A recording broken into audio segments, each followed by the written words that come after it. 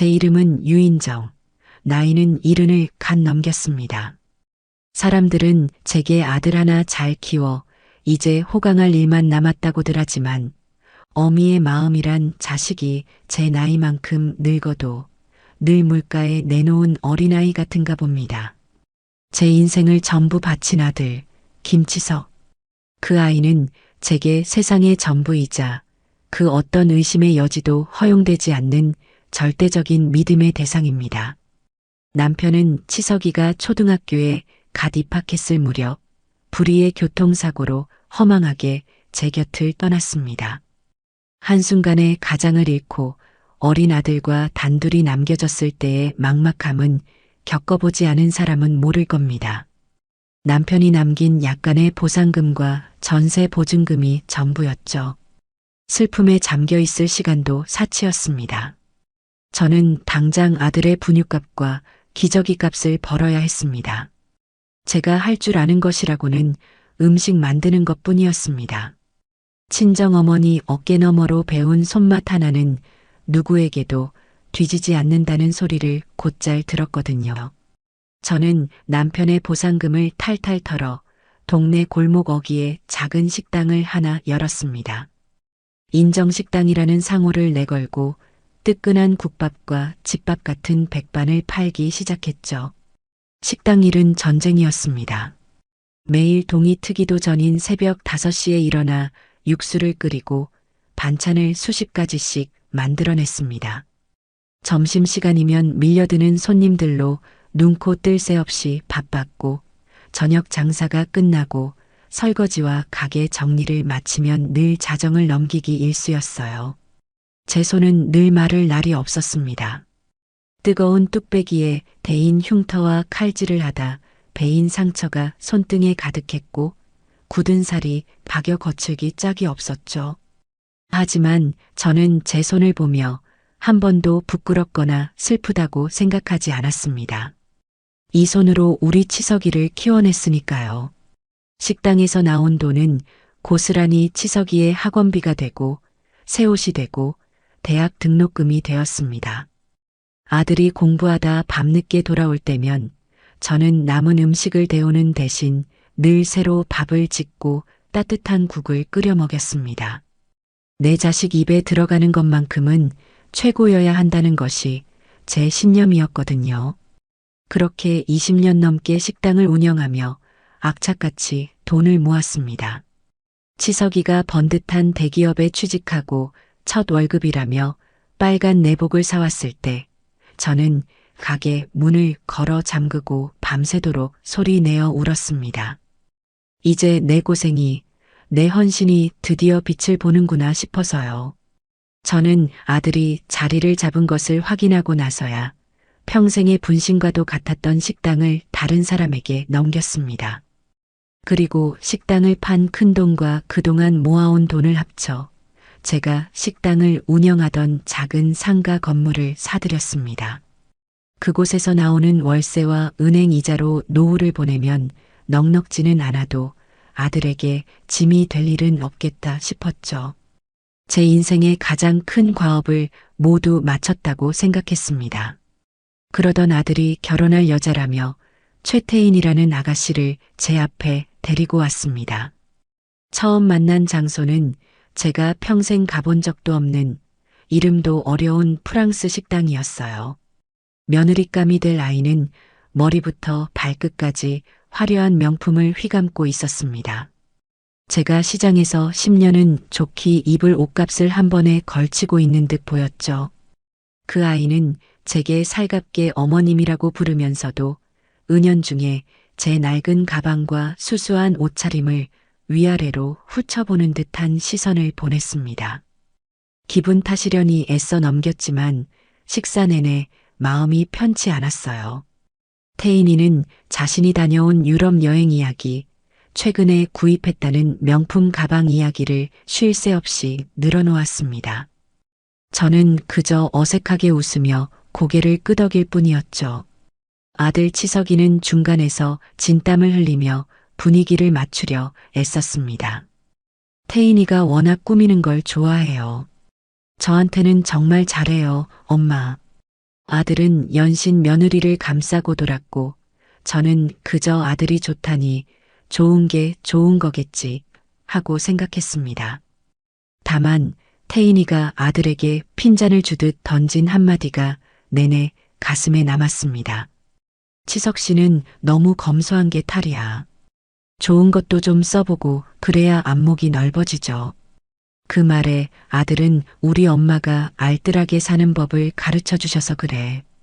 태인이 당신 만나서 이제 좀 써보려고라며 농담처럼 받아쳤지만 제 귀에는 아들의 어린 시절을 부정당하는 것 같아 씁쓸하게 들렸습니다.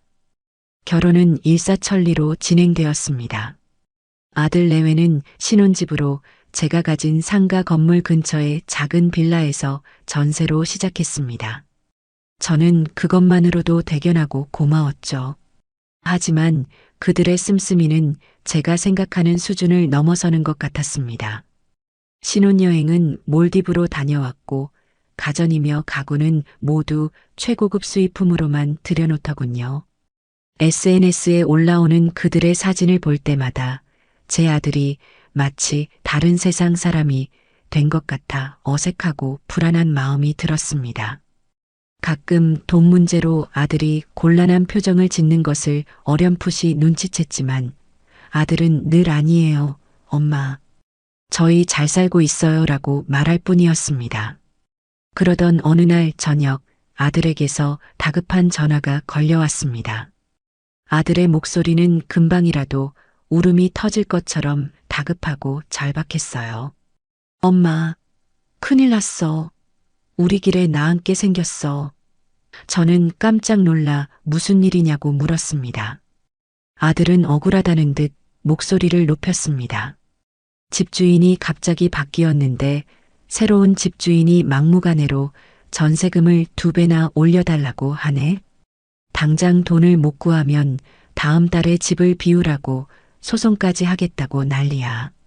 엄마, 나 정말 어떡해?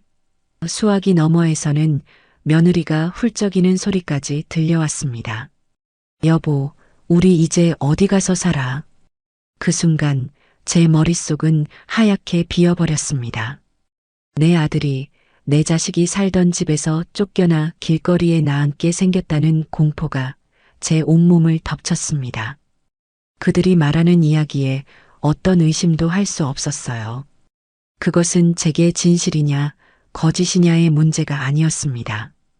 자식이 고통받고 있다는 사실, 그것 하나만으로도 제 가슴은 무너져 내렸습니다. 내가 있는데 이 어미가 2눈 시퍼렇게 뜨고 살아있는데 내 아들이 집이 없어 길바닥을 헤맨다고? 그건 있을 수 없는 일이다. 저는 한치의 망설임도 없이 아들을 달랬습니다. 치서가, 울지 마라. 아무 걱정하지 마. 이 엄마가 다 해결해 줄게. 너희는 절대 길에 나앉는 일 없을 거다. 전화를 끊자마자 저는 곧장 자리에서 일어났습니다. 그리고 제 평생의 재산 목록이 적힌 서류함을 꺼내 들었죠. 답은 정해져 있었습니다. 제가 가진 마지막 보루, 그 상가 건물을 파는 것이었습니다. 그 건물을 팔면 서울 시내에 번듯한 아파트 한 채를 사고도 남을 돈이 나올 터였습니다. 그 돈으로 아들 내외의 집을 사주고 다시는 돈 때문에 서러움을 겪지 않게 해주고 싶었습니다. 다음 날 저는 곧장 부동산에 찾아가 상가 건물을 금매로 내놓았습니다. 평생을 바쳐 이룬 제 노후 자산이자 마지막 자존심이었지만 아들의 눈물 앞에서는 아무것도 아니었습니다. 며칠 후 저는 아들 부부를 불렀습니다. 그리고 그들 앞에 새로 계약한 아파트 등기 서류를 내밀었습니다. 서울에서도 살기 좋기로 소문난 동네에 30평이 훌쩍 넘는 새 아파트였습니다. 아들은 제 손을 잡고 펑펑 울었습니다. 어머니, 저희 때문에 이게 무슨 고생이세요? 이 은혜를 어떻게 다 갚아요? 며느리 태인이도 눈이 퉁퉁 붓도록 울며 제게 말했습니다. 어머님, 정말 감사해요. 저희 평생 이 은혜 잊지 않고 꼭 효도하며 살게요. 저는 눈물을 흘리는 아들과 며느리의 모습을 보며 잘한 결정이라고 생각했습니다. 제 모든 것을 내어주었지만 아들의 행복과 바꿀 수 있는 것은 세상에 없었으니까요. 저는 그들의 눈물이 진심이라고, 그들의 감사가 진짜라고 제 아들처럼 굳게 믿었습니다. 그것이 제 인생 최대의 착각이자 돌이킬 수 없는 비극의 시작이었다는 사실을 까맣게 모른 채 말입니다. 새 아파트로 이사한 아들 내외는 한동안 제게 정말 잘했습니다. 주말마다 저를 찾아와 외식을 시켜주었고 며느리 태인이는 제 어깨를 주무르며 어머님 덕분에 저희가 발 뻗고 편히 자유라며 살랑거렸습니다. 저는 그 모습에 그동안 쌓였던 서운함이나 불안감이 모두 눈 녹듯 사라지는 것을 느꼈죠. 그래, 역시 내 아들과 며느리는 착한 아이들이었어. 내가 오해했던 거야. 저는 그들의 효도를 받으며 하루하루가 행복했습니다. 제 마지막 재산을 바친 일이 제 인생 최고의 선택이었다고 믿어 의심치 않았어요. 그러던 어느 날 제 행복에 활용점정을 찍는 소식이 들려왔습니다. 아들 치석에게서 걸려온 전화 너머로 평소와는 다른 흥분과 기쁨이 가득 묻어 있었습니다. 엄마, 나 아빠 된다. 태인이가 임신했어. 그 말을 듣는 순간 저는 전화기를 붙잡은 채로 그 자리에 주저앉을 뻔했습니다. 손주라니, 내가 할머니가 된다니. 남편이 일찍 세상을 떠나고 아들 하나만 바라보며 살아온 제게 손주라는 두 글자는 제 남은 인생을 전부 걸어도 좋을 만큼 거대하고 찬란한 의미였습니다. 저는 기쁨에 겨워 목이 메어 아무 말도 하지 못했습니다. 아들은 제 침묵을 긍정으로 받아들였는지 더욱 신이 나서 떠들기 시작했어요. 엄마, 그런데 문제가 하나 있어. 태인이가 입덧이 너무 심해서 아무것도 못 먹어. 물만 마셔도 다 토하고 며칠 사이에 얼굴이 반쪽이 됐어. 그런데 신기하게 뭔지 알아? 다른 건 다 비려서 쳐다보지도 못하는데 자꾸 엄마가 예전에 무심하게 툭 묻혀줬던 그 겉절이 김치 맛이 생각난다고 하네. 엄마 김치만 있으면 밥 2그릇도 먹을 수 있을 것 같다고 노래를 불러. 엄마, 나 좀 살려줘. 태인이랑 뱃속 아기 둘 다 잘못될까봐 무서워 죽겠어. 아들의 절박한 목소리에 제 가슴은 철렁 내려앉았습니다. 내 며느리가, 내 손주를 뵌 아이가 굶고 있다니. 그것만큼은 절대 있을 수 없는 일이었죠. 잠시 후 아들은 며느리 태인이를 바꿔주었습니다.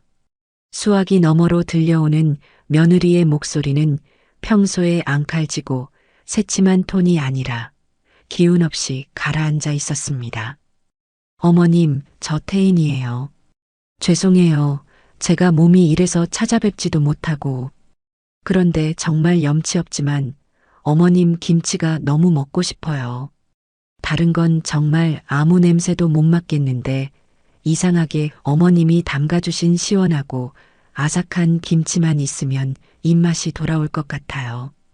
어머님, 저 좀 도와주세요. 그 애처로운 목소리에 제 마음은 완전히 무너져 내렸습니다. 그동안 며느리가 보여주었던 철없는 행동이나 무례함은 기억조차 나지 않았어요. 오직 내 며느리, 내 손주를 지켜야 한다는 생각만이 제 머릿속을 가득 채웠습니다. 저는 망설일 것도 없이 대답했습니다. 아가, 걱정하지 마라. 아무 걱정하지 마. 이 할미가 우리 강아지 먹고 싶은 거 산더미처럼 만들어줄게. 넌 그냥 맘 편히 누워서 기다리기만 하거라. 알았지? 전화를 끊고 나서도 저는 한동안 흥분과 사명감에 휩싸여 가만히 앉아 있을 수가 없었습니다. 그래, 내 진심이, 내 정성이 드디어 통했구나. 며느리가 드디어 나를 진정한 어미로 생각하고 의지하기 시작했어.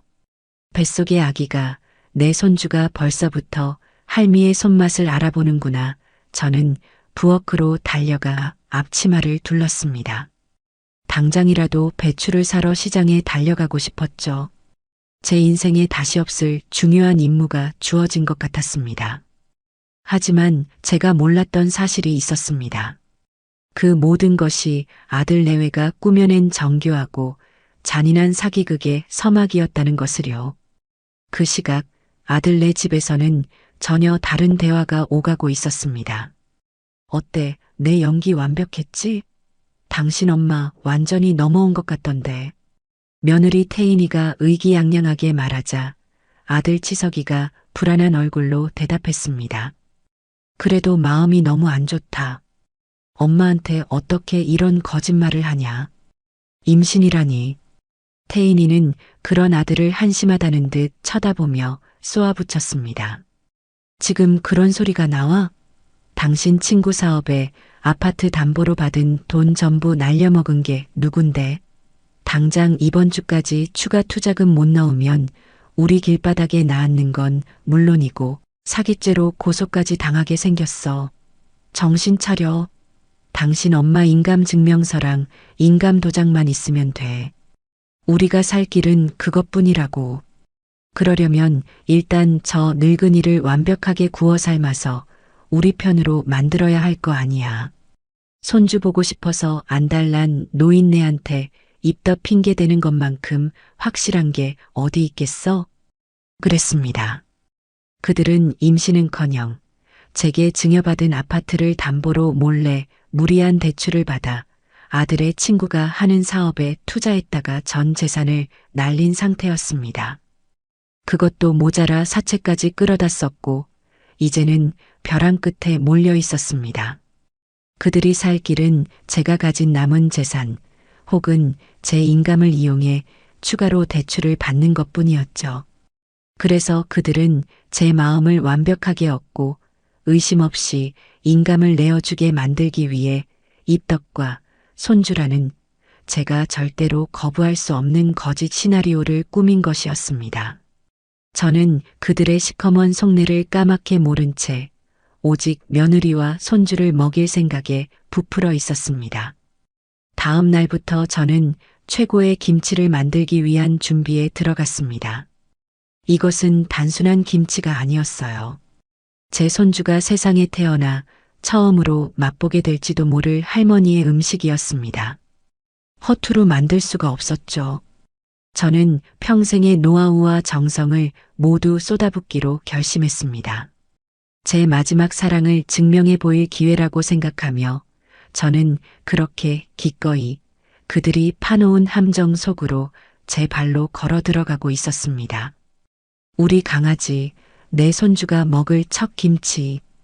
그 생각 하나만으로도 저는 고된 줄 몰랐습니다. 피곤함도 잊은 채 저는 다음 날 새벽같이 일어나 몸단장을 하고 집을 나섰습니다. 이것은 단순히 음식을 만드는 행위가 아니었어요. 제 대를 이을 새 생명에게 바치는 성스러운 의식과도 같았습니다. 최고의 재료가 아니면 안 된다는 생각에 저는 제가 아는 모든 인맥과 정보를 총동원하기 시작했습니다. 먼저 배추부터가 문제였습니다. 아무 배추나 쓸 수는 없었죠. 저는 수소문 끝에 강원도 고랭지에서 친환경 농법으로만 배추를 키우는 한 농장과 연락이 닿았습니다. 그곳 배추는 일반 배추보다 값은 2배나 비쌌지만 그만큼 아삭하고 단맛이 뛰어나기로 유명했어요. 저는 농장 주인에게 전화를 걸어 우리 며느리가 임신을 했는데 꼭 이 집 배추로 담근 김치가 먹고 싶다고 합니다. 가장 실하고 좋은 놈으로 골라서 보내주십시오라며 간곡하게 부탁했습니다. 제 사정을 들은 농장 주인은 흔쾌히 가장 좋은 배추로만 20포기를 골라 보내주겠다고 약속했죠. 고춧가루는 김치의 심장입니다. 저는 제가 20년 넘게 식당을 하며 거래했던 읍내에서 가장 오래되고 믿을 만한 방앗간으로 향했습니다. 방앗간 주인은 저를 보자마자 반갑게 맞아주었죠. 저는 주인에게 말했습니다. 사장님, 올해 나온 해고추 중에 가장 빛깔이 곱고 맵기만 한 게 아니라 단맛이 도는 최상급 태양초가 있겠지요? 제게 좀 파시지요. 그러자 주인은 창고 안쪽에서 비단 보자기에 싼 무언가를 조심스럽게 꺼내왔습니다. 이건 다른 곳에는 내놓지도 않고 아주 귀한 손님들께만 파는 특품입니다. 인정식당 사모님 아니면 제가 이걸 내놓지도 않습니다. 보자기를 풀자 눈이 부실 정도로 붉고 고운 입자의 고춧가루가 모습을 드러냈습니다. 향긋하고 달큰한 향이 코를 찔렀어요. 저는 값도 묻지 않고 그것을 전부 사왔습니다. 젓갈이며 소금도 마찬가지였습니다. 강화도에 사는 친구에게 부탁해 가장 좋은 새우젓을 공수하고 천일염은 3년 동안 간수를 빼쓴 맛이 전혀 없는 최상품으로만 준비했습니다. 마늘, 생강, 양파 같은 자잘한 양념거리 하나까지도 제 눈으로 직접 보고 가장 신선하고 좋은 것들로만 골라 장을 봐왔습니다. 그리고 가장 중요한 것이 있었습니다. 입덧하는 며느리가 기력을 차리려면 고기를 먹어야 했습니다. 저는 제가 아는 정육점 중에 가장 고기질이 좋기로 소문난 곳을 찾아갔습니다. 그리고 사장님께 사장님, 이 집에서 가장 좋은 암돼지 삼겹살하고 목살 부위 좀 넉넉하게 주십시오. 기름기가 너무 많지도 퍽퍽하지도 않은 것으로요. 우리 며느리가 곧 아기를 낳을 텐데 잘 먹여야 하지 않겠습니까? 라고 말했습니다. 제 말에 사장님은 축하한다며 가장 좋은 부위만 골라 예쁘게 포장해 주었죠. 김장하는 날 갓 담근 겉절이에 이 수육을 싸서 먹일 생각을 하니 절로 침이 고이고 행복했습니다. 며칠에 걸쳐 모든 재료 준비가 끝나고 드디어 김장을 하는 날이 밝았습니다. 저는 이른 아침부터 배추를 절이고 찹쌀풀을 쓰고 각종 양념을 다듬으며 분주하게 움직였습니다. 혼자서 20포기가 넘는 배추를 다듬고 절이는 일은 칠순 노인에게 결코 쉬운 일이 아니었어요. 허리가 끊어질 듯 아프고 어깨가 뻐근했지만 제 마음은 날아갈 듯 가벼웠습니다.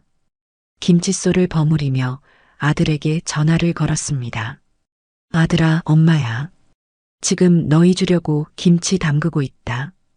그러자 아들은 수화기 너머에서 호들갑을 떨었습니다. 와, 진짜? 엄마, 태인이가 엄마 전화만 기다렸어요. 지금도 옆에서 김치 냄새가 여기까지 나는 것 같다고 난리야.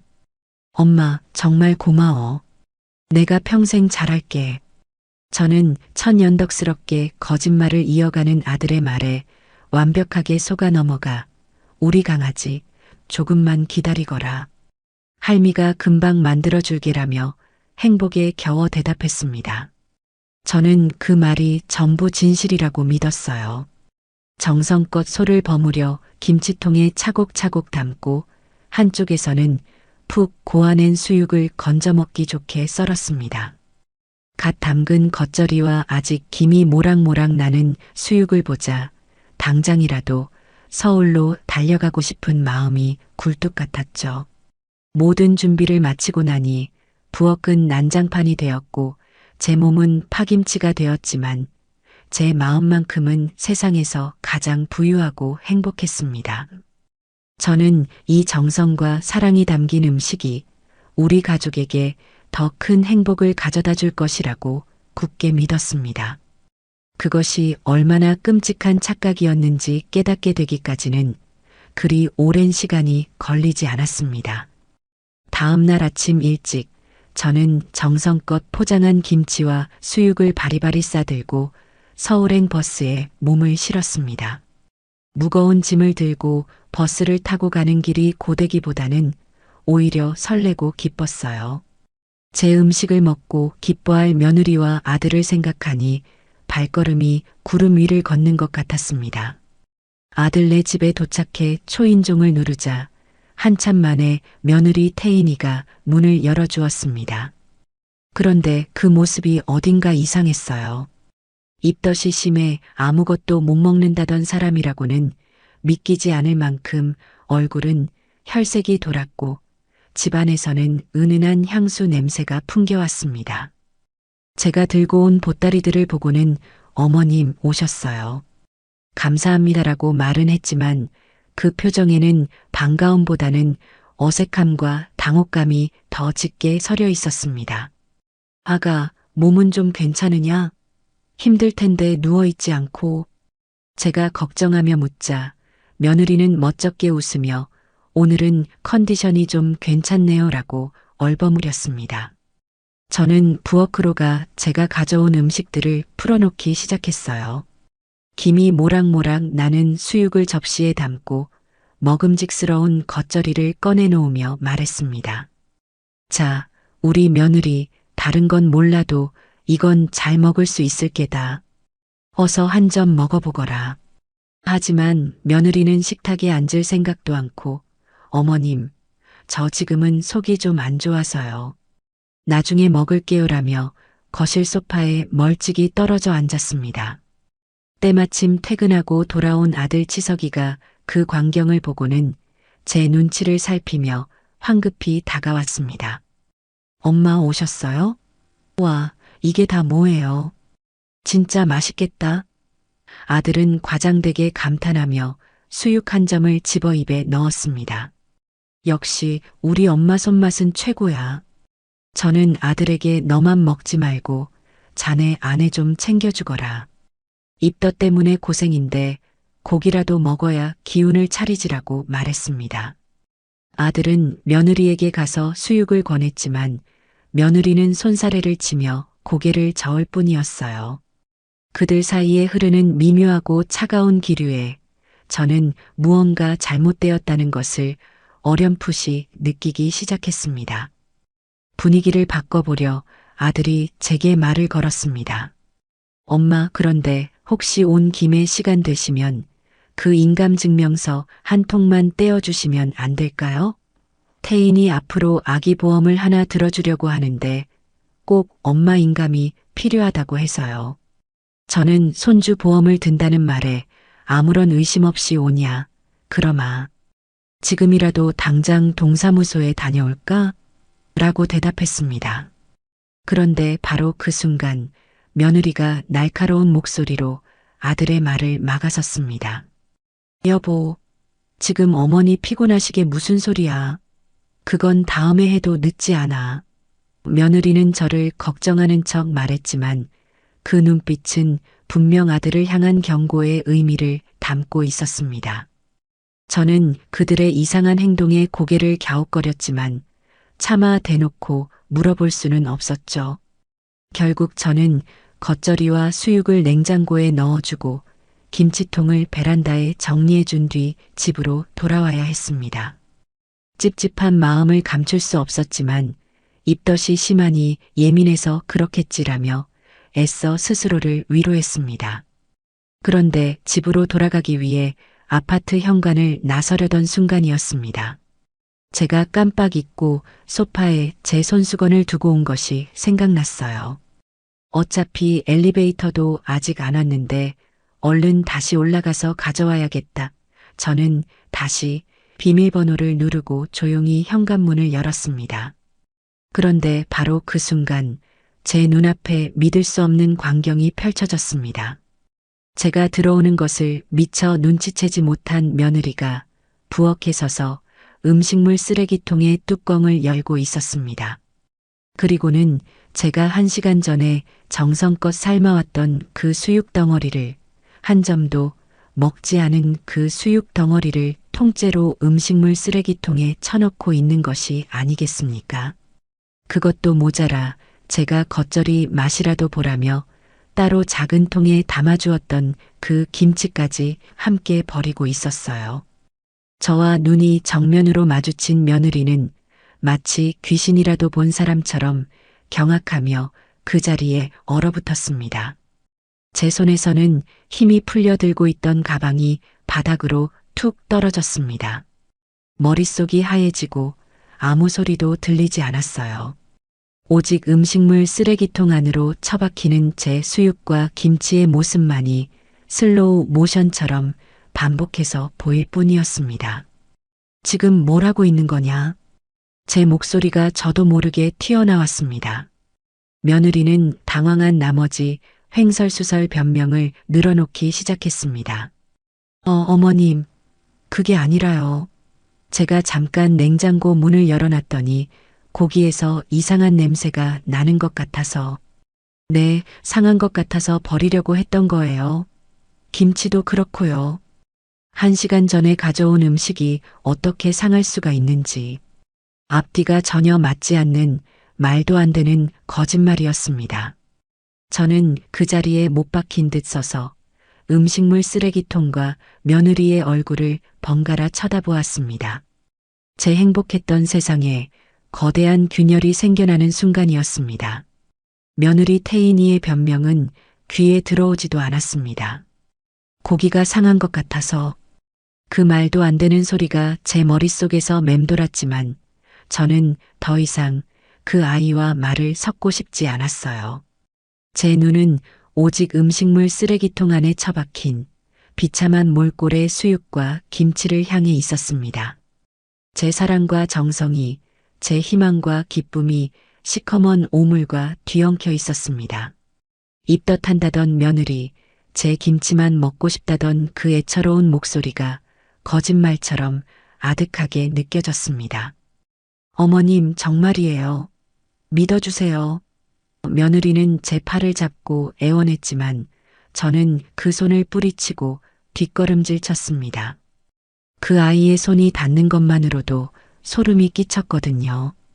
거실에 서 있던 아들 치석이는 이 상황을 어찌해야 할지 몰라 안절부절 못하며 서 있기만 했습니다. 엄마, 태인이가 정말 실수로. 아들 역시 며느리의 거짓말에 동조하며 저를 기만하려 들었습니다. 저는 두 사람의 얼굴을 번갈아 쳐다보았어요. 제 평생을 바쳐 사랑하고 믿었던 두 사람이 지금 한패가 되어 저를 바보로 만들고 있었습니다. 순간 며칠 전 아들이 제게 했던 말이 뇌리를 스치고 지나갔습니다. 태인이 앞으로 아기 보험을 하나 들어주려고 하는데 엄마 인감이 필요해서요. 그리고 오늘 인감증명서를 떼어달라던 아들과 그것을 다급하게 막아서던 며느리의 모습, 버려진 수육과 김치, 이 모든 조각들이 제 머릿속에서 섬광처럼 하나로 합쳐지기 시작했습니다. 무언가 거대한 이상한 낌새가 제 온몸의 감각을 곤두세웠습니다. 지금은 감정에 휩쓸려 울고불고할 때가 아니었어요. 정신을 차려야 했습니다. 이 모든 일의 배후에 도사리고 있는 진실을 알아내야만 했습니다. 저는 애써 평정을 가장하며 말했습니다. 알았다. 상해서 버렸다니 어쩔 수 없지. 내가 괜한 오해를 했구나. 제 뜻밖의 반응에 아들과 며느리는 잠시 안도하는 표정을 지었습니다. 저는 한숨을 쉬며 거실 소파에 주저앉았어요. 아이고, 내가 갑자기 혈압이 오르는지 머리가 띵하구나. 물 한 잔만 갖다 주겠니? 제가 머리를 감싸주며 아픈 척하자 아들은 걱정스러운 얼굴로 엄마 괜찮으세요? 제가 얼른 물 가져올게요. 라며 부엌으로 달려갔습니다. 며느리도 아들을 따라 부엌으로 향했죠. 저는 그 짧은 순간을 놓치지 않았습니다. 두 사람이 부엌에 들어간 것을 확인하자마자 저는 자리에서 일어나 아들 방으로 향했습니다. 심장이 미친 듯이 뛰었지만 걸음은 이상할 정도로 차분했어요. 아까 화장실을 다녀오다 얼핏 보았던 책상 위에 어지럽게 흩어져 있던 서류들이 제 목표였습니다. 손수건을 찾으러 왔다. 저는 스스로에게 그렇게 되뇌며 방 안으로 들어섰습니다. 아들의 책상은 온갖 서류와 우편물로 난장판이었습니다. 저는 서류들을 뒤지는 척하며 눈을 크게 뜨고 그 내용을 샅샅이 훑기 시작했습니다. 그리고 마침내 제 심장을 먹게 할 만한 단어들을 발견하고야 말았습니다. 제 눈에 들어온 것은 한 저축은행의 로고가 찍힌 대출 상담 확인서였습니다. 대출 신청자는 아들 김치석, 그리고 담보물은 바로 제가 사준 이 아파트의 주소였습니다. 그 옆에는 더 끔찍한 서류가 놓여 있었어요. 주식 투자 손실 내역서. 빼곡하게 적힌 마이너스 숫자들은 제가 평생 만져본 적도 없는 거대한 금액이었습니다. 그리고 가장 결정적인 증거. 아직 뜯지도 않은 우편물 하나가 서류 더미 밑에 깔려 있었습니다. 수신인은 바로 제 이름 유인정이었습니다. 발신인은 법무사 사무실. 저는 떨리는 손으로 봉투를 뜯었습니다. 그 안에는 부동산 담보 제공 동의서 관련 내용 증명이라는 제목의 서류가 들어 있었습니다. 내용은 즉 제가 소유권을 증여한 이 아파트를 담보로 추가 대출을 실행하기 위해 증여자인 저의 최종 동의가 필요하며 기일까지 회신이 없을 시 동의하는 것으로 간주할 수 있다는 그런 류의 복잡하고 무서운 말들이 적혀 있었죠. 모든 것이 명확해졌습니다. 입덧도 손주 보험도 김치 타령도 전부 거짓말이었습니다. 이 모든 것은 제 인감과 동의서를 받아내기 위한 제 마지막 남은 재산까지 탈탈 털어 자신들의 빚을 메우기 위한 거대한 사기극이었습니다. 제가 사준 집을 담보로 제 허락도 없이 대출을 받아 주식 투자를 했고 그마저도 전부 날려먹은 것이었습니다. 저를 속여 집을 얻고 이제는 저를 속여 그 집마저 팔아넘기려 했던 것입니다. 분노가 머리끝까지 치밀어 올랐지만 저는 이상할 정도로 차분해졌습니다. 눈물도 나지 않았어요. 저는 그 서류들을 전부 챙겨 들고 방을 나섰습니다. 거실에서는 아들과 며느리가 저를 기다리며 안절부절 못하고 있었죠. 저를 보자마자 아들이 물었습니다. 엄마, 괜찮으세요? 어디 불편하세요? 저는 대답 대신 들고 있던 서류들을 거실 테이블 위에 3개 내던졌습니다. 쨍그랑. 테이블 위 유리컵이 떨어지며 깨지는 소리가 났지만 아무도 신경 쓰지 않았습니다. 아들과 며느리는 테이블 위에 흩어진 서류들을 보고는 그 자리에서 돌처럼 굳어버렸습니다. 얼굴이 백지장처럼, 아니, 잿빛으로 변해갔습니다. 저는 제 평생 단 한 번도 내본 적 없는 차갑고 날카로운 목소리로 말했습니다. 이게 다 뭐냐고 물었다. 제 목소리는 더 이상 슬픔에 젖은 어미의 목소리가 아니었습니다.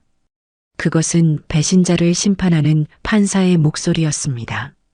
임신했다는 며느리가 무슨 수억 원짜리 주식 투자를 하며 나는 알지도 못하는 담보 제공 동의서가 왜 내 이름으로 와 있는지 어디 한번 설명 좀 해보거라. 너희들이 말하는 그 상했다는 수육보다 지금 너희들의 인생이 더 지독하게 썩어 문드러진 것 같구나. 더는 숨길 곳이 없다고 판단한 아들과 며느리의 얼굴 위로 절망과 공포가 시커멓게 번져나갔습니다. 그들의 완벽했던 거짓말이 제 손에 의해 산산조각 나는 순간이었습니다.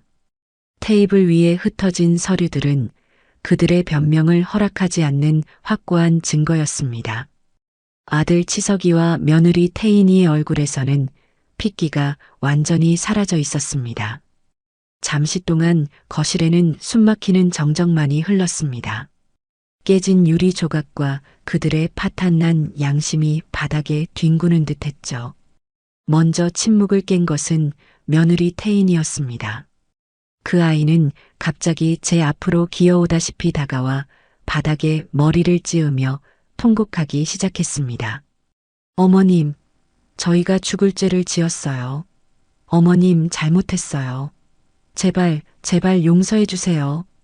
그 뒤를 이어 제 아들, 제 평생의 자부심이었던 치석이가 그 자리에 털썩 주저앉으며 무릎을 꿇었습니다.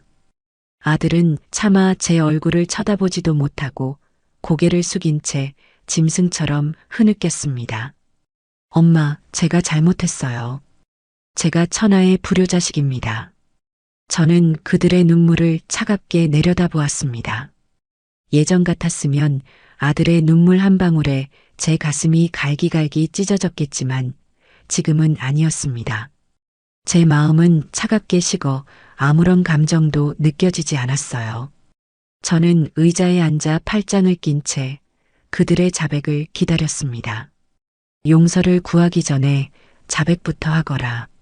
처음부터 끝까지 단 하나도 숨기지 말고.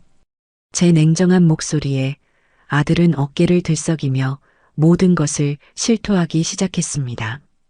모든 것은 제게 아파트를 증여받고 난 직후부터 시작되었다고 합니다. 씀씀이가 해펐던 며느리는 대기업에 다니는 아들의 월급만으로는 만족하지 못했고 더 큰 돈을 벌고 싶어 했습니다. 그러던 중 아들의 친구가 대박이라며 사업 투자를 권유했고 그들은 제게 증여받은 아파트를 담보로 은행과 사채에서 몰래 거액의 돈을 빌려 그 사업에 전부 쏟아부었다고 했습니다. 하지만 그 사업은 시작부터 사기였고 그들은 투자금 전액을 날리고 빚더미에 올라앉게 된 것이었습니다. 그들이 제게 집주인이 전세금을 올려달라고 거짓말을 했던 것도 사실은 불어나는 대출 이자를 감당할 수 없어 제 돈을 뜯어내기 위한 수작이었습니다. 그리고 입덕과 임신. 그것은 마지막 남은 제 재산을 노리고 아파트 매각에 필요한 제 인감을 얻어내기 위해 꾸민 가장 악랄하고 잔인한 거짓말이었습니다. 제 아들은 모든 것을 자백하며 울부짖었습니다. 엄마, 처음에는 태인이가 하자고 했어. 하지만 나도 한몫 잡아서 이 지긋지긋한 월급쟁이 생활을 청산하고 싶다는 욕심이 있었어. 엄마를 속이면 안 된다는 걸 알면서도 돈에 눈이 멀어서. 엄마, 내가 미쳤었나 봐. 제가 물었습니다. 제 목소리는 메말라 있었습니다. 그래서 김치는 왜 시킨 것이냐?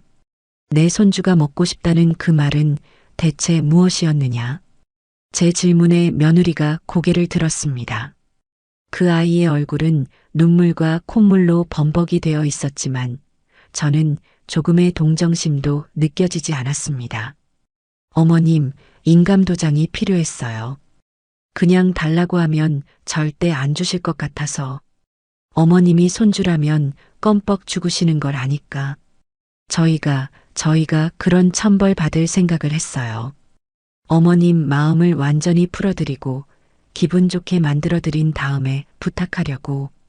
저희가 정말 잘못했습니다. 그랬습니다. 제 기쁨, 제 희망, 제 설렘, 제 정성, 그 모든 것이 고작 그들의 사기극을 위한 하나의 도구에 불과했던 것입니다.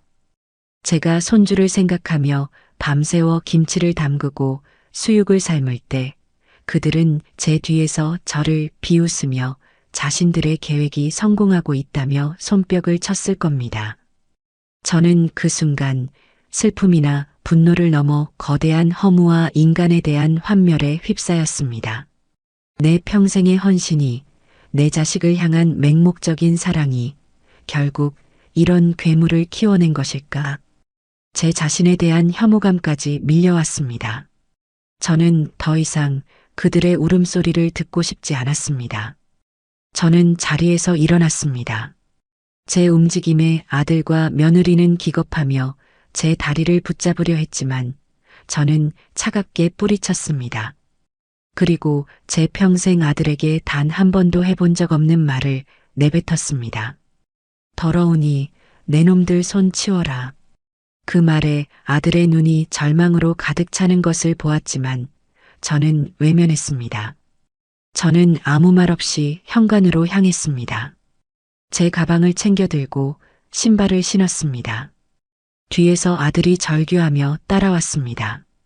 엄마, 어디가? 제발 가지 마, 엄마. 우리 버리지 마. 하지만 저는 뒤돌아보지 않았습니다. 제 머릿속은 텅 비어 아무 생각도 나지 않았지만 단 하나는 확실했습니다. 이 집은, 이 아이들은 더 이상 내 가족이 아니라는 것. 저는 현관문을 열고 그들의 울음소리와 절규를 등 뒤로 한 채 밖으로 나섰습니다. 아파트 복도의 차가운 공기가 제 뺨을 스쳤습니다. 저는 엘리베이터 버튼을 누르고 1층으로 내려가는 내내, 그리고 아파트 단지를 빠져나와 택시를 잡아타는 내내 단 한 방울의 눈물도 흘리지 않았습니다. 제 마음속에 무언가가 너무나 큰 충격에 완전히 타버려 제만 남은 것 같았습니다. 택시를 타고 집으로 돌아오는 길은 낯설고 아득하게만 느껴졌습니다. 분명 매일같이 오가던 익숙한 길인데도 모든 것이 생경했어요. 제 머릿속은 텅 빈 채 하얗게 비어 있었지만 아들과 며느리의 마지막 모습, 그들의 거짓 눈물과 자기 변명이 소음처럼 귓가에 맴돌았습니다. 저는 창밖을 보며 아무 생각도 하지 않으려 애썼습니다. 집에 도착해 현관문을 열자 저를 반기는 것은 깊고 무거운 침묵이었습니다. 늘 혼자였던 집이지만 오늘따라 그 적막이 유난히도 시리고 아프게 다가왔어요. 저는 불도 켜지 않은 채 거실 소파에 가방을 던져두고 그대로 주저앉았습니다. 아들을 위해, 며느리를 위해, 잊지도 않은 손주를 위해 분주하게 움직였던 며칠간의 제 모습이 주마등처럼 스쳐 지나갔습니다. 행복에 겨워 웃던 제 얼굴, 희망에 부풀어 잠 못 이루던 밤들. 그 모든 것이 한낱 신기루에 불과했다는 사실이 뒤늦게 현실감으로 다가오며 제 가슴을 짓눌렀습니다. 저는 멍하니 제 손을 내려다보았습니다. 평생 식당 일을 하며 굳은 살이 박이고 마디마디가 굵어진 투박한 손. 남편 없이 홀로 아들을 키우기 위해 이 손으로 얼마나 많은 설거지를 하고 얼마나 많은 재료를 다듬었던가. 저는 이 손으로 번 돈으로 아들을 먹이고 입히고 가르쳤습니다. 그리고 마침내 그를 위해 제 평생을 바친 집까지 내어주었죠. 그런데 바로 그 아들이 제 믿음과 사랑을 배신하고 제 심장에 지워지지 않을 대못을 박았습니다. 그제야 억눌렀던 눈물이 터져나오기 시작했습니다. 처음에는 소리 없는 눈물이었지만 이내 걷잡을 수 없는 통곡으로 변했습니다. 여보, 나 어떡하면 좋아? 내가 뭘 잘못한 거야? 저는 안방으로 기어가 벽에 걸린 남편의 영정사진을 붙들고 밤새도록 울었습니다. 제가 지켜온 모든 것들이 부정당하고 제 인생 전체가 송두리째 무너져 내린 기분이었습니다.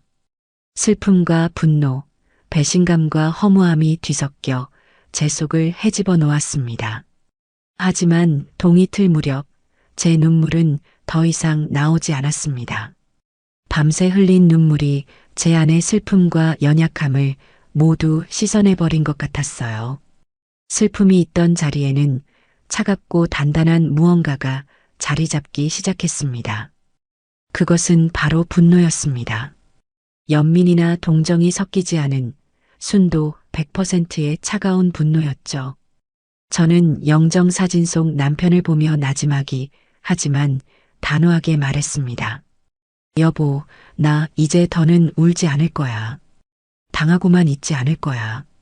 저 짐승만도 못한 것들에게 사람의 마음을 가지고 장난치면 어떤 대가를 치르게 되는지 똑똑히 보여줄 거야.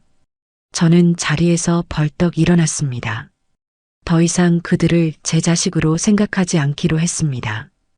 그들은 제 인생을 훔치려 한 사기꾼이고 저는 그들의 피해자일 뿐이었습니다. 이것은 단순히 상처받은 감정의 문제가 아니었어요. 제 피와 땀, 제 인생이 담긴 재산을 지키기 위한 싸움이었습니다. 제 자존심과 제 남은 인생을 되찾기 위한 전쟁이었습니다. 저는 곧장 전화기를 들었습니다. 그리고 수소문 끝에 알아낸 번호를 눌렀죠. 그는 재산 관련 소송, 특히 사기 사건에 있어서는 단 한 번도 져본 적이 없다는 냉혹하고 실력 있기로 소문난 변호사였습니다. 몇 번의 신호음 끝에 낮고 차분한 남자의 목소리가 들려왔습니다. 박영진 변호사입니다. 저는 떨리지 않는, 오히려 얼음처럼 차가운 목소리로 제 신분을 밝혔습니다. 그리고 말했죠. 변호사님, 지금 당장 만나 뵙고 싶습니다. 제 자식들을 상대로 소송을 하려고 합니다. 변호사는 제 목소리에서 무언가를 감지했는지 군말 없이 약속 시간을 잡아주었습니다. 약속한 날, 저는 제가 가진 모든 증거 서류들을 챙겨 들고 그의 사무실로 향했습니다. 변호사 앞에서 저는 눈물 한 방울 보이지 않고 처음부터 끝까지 모든 사실을 담담하게 설명했습니다. 제 이야기를 모두 들은 박영진 변호사는 잠시 저를 바라보더니 짧고 강하게 말했습니다. 어머님, 이길 수 있는 싸움입니다. 아니, 반드시 이겨야만 하는 싸움입니다. 저는 변호사에게 제 마지막 뜻을 전달했습니다. 변호사님, 저는 단순한 합의나 용서를 원하지 않습니다. 저들을 법적으로 완전히 파멸시키고 제가 주었던 모든 것을 단 하나도 빠짐없이 되찾고 싶습니다. 제 아파트, 그리고 제 헌신을 기만한 것에 대한 정신적인 피해 보상까지 전부 다요. 저들을 제 인생에서 완벽하게 지워버리고 싶습니다. 제 눈에 서린 도끼를 읽었는지 변호사는 고개를 끄덕였습니다. 알겠습니다, 어머님. 원하시는 대로, 아니, 그 이상으로 만들어드리겠습니다. 그의 사무실을 나오는 순간 제 마음속에는 더 이상 두려움이나 슬픔은 없었습니다. 오직 복수를 향한 차가운 결의와 제 인생을 되찾겠다는 뜨거운 의지만이 남았을 뿐입니다. 이제 칼자루는 제가 쥐게 될 것이었습니다. 법원에 가처분 결정, 그것은 조용했던 수면에 던져진 거대한 돌멩이였습니다. 제 선전포고는 정확히 이틀 뒤 제 전화기를 통해 그 파급력을 알려왔습니다.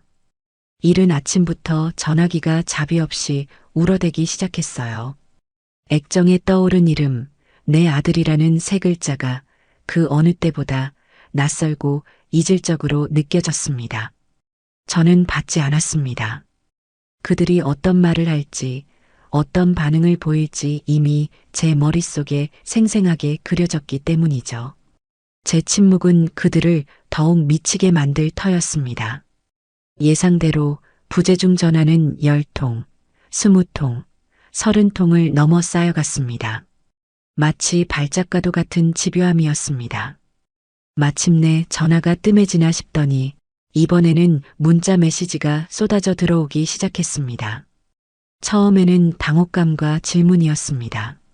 엄마, 이게 다 뭐야? 집에 법원에서 이상한 게 날아왔어. 이게 대체 무슨 일이냐고. 그 문장에서 저는 당황한 아들의 얼굴을 보았습니다. 곧이어 도착한 문자에는 공포가 서려 있었죠. 엄마, 제발 전화 좀 받아. 우리 아파트가 경매에 넘어간다는 게 사실이야? 말도 안 돼. 저는 그 문자들을 무표정한 얼굴로 하나씩 읽고 또 지웠습니다. 마치 제 인생에서 그들의 존재를 지워나가는 예행 연습이라도 하는 것처럼요. 그들의 공포와 절망이 제게는 어떤 감흥도 주지 못했습니다. 오히려 제 마음속에서는 차가운 만족감 같은 것이 피어오르기 시작했어요. 그래, 이제 시작일 뿐이다. 너희가 내게 주었던 고통에 비하면 이건 아무것도 아니지. 아들의 문자가 뜸해질 무렵 이번에는 며느리 태인이의 번호가 액정에 떴습니다. 저는 기다렸다는 듯 전화를 받아 스피커폰으로 전환했습니다. 그리고 제 옆에는 박영진 변호사의 조언에 따라 작은 녹음기가 조용히 돌아가고 있었죠. 전화가 연결되기가 무섭게 인간이 낼 수 있는 가장 날카롭고 이성을 잃은 목소리가 제 귀를 찔렀습니다. 어머님, 지금 제정신이세요? 사람이 어떻게 이럴 수가 있어요? 다 늙어서 노망이라도 드신 거예요? 우리가 뭘 그렇게 잘못했다고 살고 있는 집을 묶어버려요. 이 늙은이가 진짜 우리 인생 망치려고 작정했어요? 그 목소리에는 단 한 톨의 뉘우침도 없었습니다. 오직 자신들의 계획이 틀어진 것에 대한 분노와 모든 책임을 제게 돌리는 원망만이 가득했습니다. 저는 아무 대꾸도 하지 않고 조용히 듣고만 있었습니다. 제 침묵이 그 아이의 분노에 기름을 붓는다는 것을 알았기 때문이죠. 아니나 다를까 며느리는 더욱 격앙되어 거의 비명에 가까운 소리를 질렀습니다. 말 좀 해보세요. 대답 안 해요? 우리 보고 길바닥에 나앉아 죽으라는 거예요? 이 집이 어떤 집인데 당신이 뭔데 우리 재산을 마음대로 묶어놔요? 이거 엄연한 재산권 침해야. 우리도 변호사 샀다고요. 당신 같은 노인네 하나 상대 못할 줄 알아요? 신문사에 다 뿌리고 방송국에 제보해서 당신이 얼마나 악독한 시어머니인지 온 세상에 알려버릴 테니까 그렇게 아세요. 저는 그때까지의 침묵을 깨고 조용히 하지만 얼음처럼 차가운 목소리로 한마디를 내뱉었습니다. 내 집이다. 제 짧은 한마디에 며느리는 순간 말을 잃었습니다. 그 짧은 정적 속에서 저는 그 아이가 느꼈을 당혹감과 모욕감을 상상했습니다. 곧이어 며느리는 두고 봐요. 우리도 가만히 안 있을 거야. 변호사 사서 끝까지 갈 테니 어디 한번 해보자고. 라는 말을 마지막으로 전화를 끊어버렸습니다. 저는 녹음기의 정지 버튼을 누르며 희미하게 미소 지었습니다. 며느리는 방금 자신에게 가장 불리한 증거를 제 손에 직접 쥐어준 것이었습니다. 그날 저녁 저는 저녁 식사를 막 마친 참이었습니다. 쾅, 쾅, 쾅. 굳게 닫힌 현관문이 부서져라 두드리는 소리가 들려왔습니다. 인터폰 화면을 켜자 그곳에는 잔뜩 헝클어진 머리에 핏발선 눈을 한 아들 치석이가 서 있었습니다. 저는 소파에 앉아 움직이지 않았습니다. 아들은 문을 두드리다 지쳤는지 이제는 문에 몸을 기댄 채 울부짖기 시작했습니다. 엄마, 나 치석이야. 안에 있는 거 다 알아. 문 좀 열어줘, 제발. 얼굴 보고 얘기해, 엄마. 저는 묵묵부답이었습니다. 제 침묵은 그에게 가장 큰 고통이 될 터였습니다. 엄마, 내가 어렸을 때 식당 일 끝나고 온 엄마 등 긁어주던 거 기억나? 엄마는 그때마다 시원하다고 우리 아들 덕분에 산다고 했잖아. 내가 열병으로 끙끙 앓을 때 엄마는 가게 문도 닫고 내 옆에서 밤새도록 물수건 갈아주면서 울었잖아. 기억 안 나? 내가 엄마 아들이잖아. 어떻게 아들한테 이럴 수가 있어. 아들은 과거의 추억들을 하나씩 끄집어내며 제 모성애를 자극하려 했습니다. 한때 제 삶의 전부였던 그 기억들이 이제는 역겨운 위선처럼 느껴졌습니다. 저는 조용히 일어나 부엌으로 가 따뜻한 차 한 잔을 타왔습니다. 거실의 텔레비전 소리를 조금 더 키웠죠. 문 밖에서 들려오는 아들의 울음소리를 애써 외면하기 위해서였습니다. 1시간이 넘도록 문 밖에서의 울부짖음은 계속되었습니다. 애원이 통하지 않자 그는 점차 분노를 드러내기 시작했습니다. 엄마, 진짜 이렇게까지 독하게 나올 거야? 사람이 어떻게 이래? 내가 이렇게까지 비는데 얼굴 한번 안 보여줘? 좋아. 나도 이제 엄마 아들 안 해. 소송이든 뭐든 마음대로 해보라고. 당신 같은 엄마 나도 필요 없어. 아들은 현관문에 발길질을 몇 번이나 거세게 해댔습니다. 쿵, 쿵 하는 소리가 제 심장을 울리는 것 같았지만 제 표정에는 아무런 변화도 없었습니다. 마침내 모든 기운이 빠졌는지 아들은 한참 동안 거친 숨을 몰아쉬더니 후회하게 될 거야. 반드시 후회하게 만들어줄 테니까라는 저주 섞인 말을 남기고는 계단을 내려가는 소리가 들렸습니다. 다음 날 아침 문을 열자 문틈에 꼬깃꼬깃한 편지 한 통이 꽂혀 있었습니다. 아들이 밤새 쓴 것인지 종이는 눈물 자국으로 얼룩져 있었습니다. 편지의 내용은 어젯밤 그가 외쳤던 말들의 반복이었습니다. 자신의 잘못에 대한 변명, 과거에 대한 호소, 그리고 저에 대한 원망이 뒤섞인 자기연민으로 가득 찬 글이었습니다. 저는 그 편지를 읽지도 않고 찢어버릴까 하다가 마음을 바꾸었습니다. 이것 또한 증거였습니다.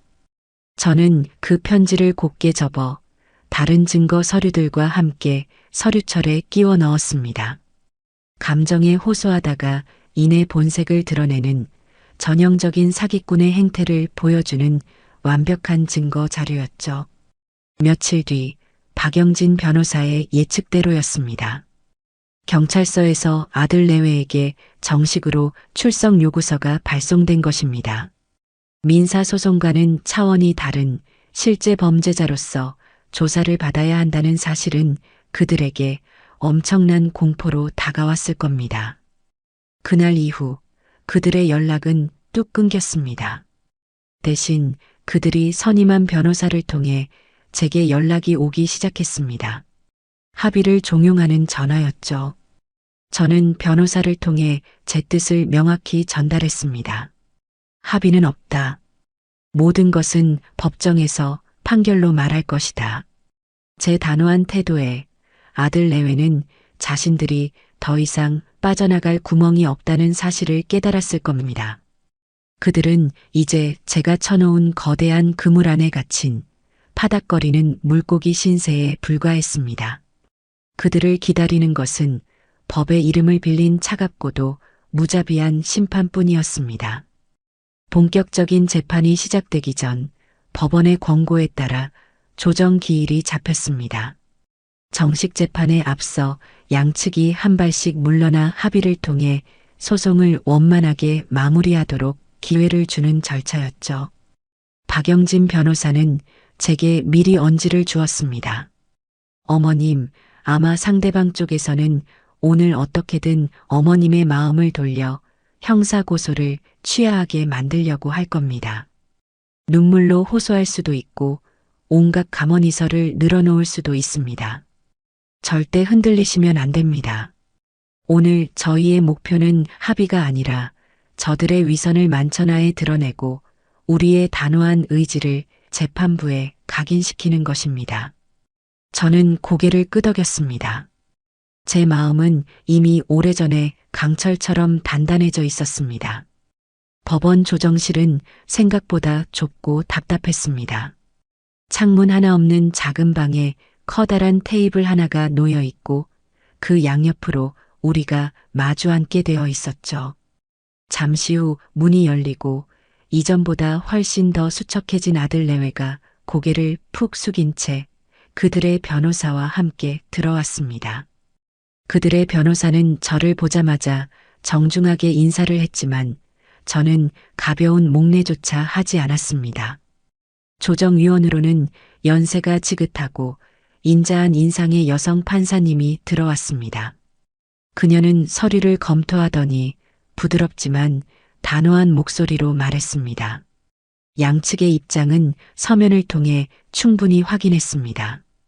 피고 측은 원고 측의 요구대로 아파트의 소유권을 이전하는 것에 동의하고 그 외의 재산상 피해에 대해서도 보상할 의사가 있다고 하셨습니다. 대신 원고 측에서 피고들에 대한 형사 고소를 취하해주는 조건으로 합의를 원하시는 것 맞습니까? 상대 측 변호사는 네, 존경하는 위원님. 피고들은 자신들의 어리석은 잘못을 뼈저리게 뉘우치고 있으며 어머니이신 원고께 평생 사죄하는 마음으로 살고자 합니다라며 능숙하게 변론을 시작했습니다. 그때였습니다. 며느리 태인이가 갑자기 의자에서 내려와 바닥에 무릎을 꿇었습니다. 그리고는 제 앞으로 기어오려고 했습니다. 어머님, 제가 정말 죽을 죄를 지었어요. 제가 남편을 잘못된 길로 이끌었어요. 모든 게 제 잘못이에요. 제발 저희 남편만은 치석 씨만은 전과자로 만들지 말아주세요. 제가 대신 감옥에 가겠습니다. 어머님, 태인이는 거의 실신할 것처럼 오열하며 제게 매달리려 했습니다. 박영진 변호사가 조용히 제 앞을 막아서며 그녀를 제지했습니다. 법정에서 이러시면 안 됩니다. 최태인 씨, 자리로 돌아가 앉으십시오. 조정실은 순식간에 눈물바다가 된 며느리의 연기 무대로 변했습니다. 아들 치석이 역시 옆에서 고개를 숙인 채 어머니, 제발 저희에게 마지막 기회를 주세요라며 울먹였습니다. 조정위원은 난처한 표정으로 저를 바라보았습니다. 어머님, 아드님 내외가 저렇게까지 진심으로 뉘우치고 있습니다. 법이라는 것이 비록 엄정해야 하지만 가족 간의 일이라는 특수성도 고려하지 않을 수 없습니다. 자식 이기는 부모 없다는 말도 있지 않습니까? 부디 넓은 마음으로 한 번 더 품어주실 수는 없겠습니까? 모든 사람의 시선이 제게로 향했습니다. 그들은 제가 이 눈물과 애원 앞에서 마음이 약해지기를, 그래도 내 자식인데라며 한 발 물러서기를 기대하고 있었을 겁니다. 저는 잠시 숨을 골랐습니다. 그리고는 조정위원님과 아들 내외를 차례로 아주 천천히 쳐다보며 입을 열었습니다. 제 목소리는 제 자신도 놀랄 만큼 차갑고 또렷했습니다. 존경하는 조정위원님, 저는 오늘 이곳에 합의를 하러 온 것이 아닙니다. 저들이 흘리는 눈물이 악어의 눈물이라는 것을 증명하러 왔습니다. 저들은 진심으로 뉘우치는 것이 아닙니다. 단지 형사 처벌을 받아 감옥에 갈지도 모른다는 공포 때문에 저러는 것뿐입니다. 만약 저들이 진심으로 제게 사죄할 마음이 있었다면 제가 아니라 법을 기만하려 들 것이 아니라 자신들의 잘못으로 발생한 모든 피해를 스스로 책임지고 그 어떤 처벌이라도 달게 받겠다는 자세를 보였어야 합니다. 저는 말을 이어갔습니다. 그리고 자식 이기는 부모 없다는 말씀 맞습니다. 하지만 저들은 더 이상 제 자식이 아닙니다. 제 믿음을 이용해 제 인생을 훔치려 한 사기꾼들이며 저는 그 사기극의 피해자일 뿐입니다. 피해자가 가해자를 용서해야 할 의무는 이 세상 어디에도 없습니다.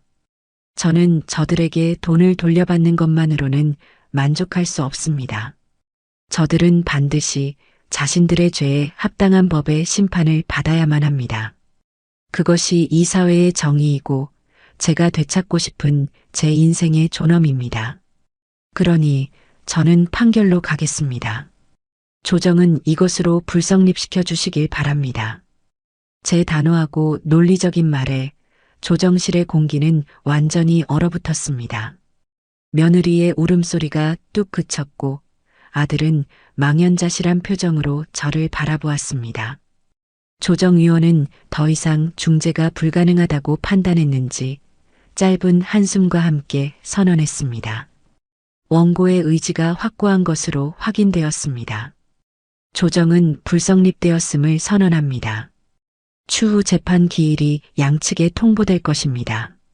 마침내 첫 재판이 열렸습니다. 법정의 공기는 조정실과는 비교할 수 없을 정도로 무겁고 엄숙했습니다. 박영진 변호사는 마치 잘 훈련된 장수처럼 제가 모아온 증거들을 하나씩 꺼내들며 상대방을 압박하기 시작했습니다. 그들의 사치스러운 생활을 증명하는 신용카드 내역, 사업투자계약서, 대출 서류, 그리고 그들의 거짓말과 조롱이 담긴 문자 메시지와 통화 녹음 파일이 차례대로 공개되었습니다. 증거가 하나씩 제시될 때마다 아들 내외의 얼굴은 점점 더 흑빛으로 변해갔습니다. 재판의 하이라이트는 증인으로 선 아들 치석이에 대한 반대 신문이었습니다. 박 변호사는 아들을 증인석에 세워두고 마치 날카로운 칼로 살을 도려내듯 집요하고 정확하게 질문을 던졌습니다. 증인은 어머니에게 집주인이 전세금을 2배로 올려달라고 해 길에 나앉게 생겼다고 거짓말을 한 사실이 있습니까? 네. 그 거짓말의 목적은 어머니의 동정심을 유발하여 아파트를 증여받기 위함이었습니까? 네. 증인은 잊지도 않은 임신을 핑계로 뱃속의 손주까지 언급하며 어머니에게 김치를 요구한 사실이 있습니까? 대답하십시오, 증인. 어머니의 모성애를, 할머니의 정을 잔인하게 이용한 것이 아닙니까? 아들은 끝내 대답하지 못하고 증인석에서 오열하기 시작했습니다. 재판장은 아들의 모습을 지켜보다가 나지막이 꾸짖었습니다. 증인은 울음으로 답변을 대신할 수 없습니다. 변호사의 질문에 정확히 대답하십시오. 그 모습은 한때 제 전부였던 아들이 사회적으로 그리고 인간적으로 완전히 몰락하는 순간을 생생하게 보여주는 한편의 비극이었습니다. 재판이 끝나고 휴정 시간에 박 변호사는 상대 측 변호사에게 다가가 마지막 쐐기를 박았습니다. 사문서 위조는 명백한 실형 사안입니다. 지금이라도 공소 사실을 모두 인정하고 재판에 성실히 임하는 것이 당신 의뢰인들이 법정 최고형을 피할 수 있는 유일한 길일 겁니다. 그리고 민사소송에서 패소할 것이 명백하니 항소는 꿈도 꾸지 않는 것이 좋을 겁니다. 그 말을 들은 상대 변호사의 얼굴은 하얗게 질려 있었습니다. 저는 그 모든 광경을 멀리서 조금의 동요도 없는 눈으로 지켜보았습니다. 이제 심판의 시간은 거의 끝나가고 있었습니다. 그들을 기다리는 것은 법의 이름으로 내려지는 차갑고도 무거운 징벌뿐이었습니다. 최종 판결이 내려지는 날의 법정은 유난히 공기가 무겁게 느껴졌습니다.